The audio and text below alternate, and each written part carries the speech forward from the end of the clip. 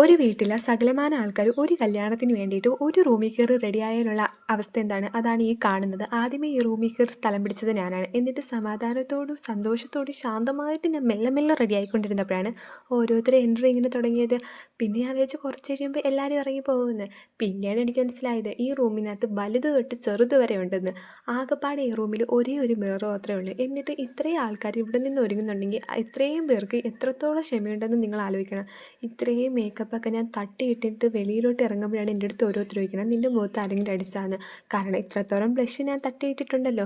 എന്നിട്ട് എത്രത്തോളം സമയമെടുത്താണ് ഇത്രയും ഞാൻ തട്ടിയിട്ടെന്ന് ആലോചിക്കുമ്പോൾ എനിക്ക് അവരോട് പുച്ഛം തോന്നുന്നത്. പിന്നെ അവർക്ക് ഇതിനുള്ള കഴിവില്ലാത്തതുകൊണ്ട് ഞാനങ്ങ് ക്ഷമിച്ചു കൊടുക്കുന്നത്. മേക്കപ്പിൻ്റെ ABCD പോലും എനിക്ക് അറിഞ്ഞുകൂടാ എന്നുണ്ടെങ്കിൽ കൈ കിട്ടുന്നതെല്ലാം കാണുന്നിടത്തെല്ലാം ഞാൻ വാരിത്തേക്കും. അവിടെ ഇവിടെയൊക്കെ പടന്നിരുന്നാൽ അങ്ങോട്ടും ഇങ്ങോട്ടും ഇറങ്ങുമ്പോൾ ആരെങ്കിലുമൊക്കെ എനിക്ക് മാച്ച് തരും. അതാണ് എൻ്റെ ഈ ഗെറ്റ് റെഡി വിത്ത് മീ.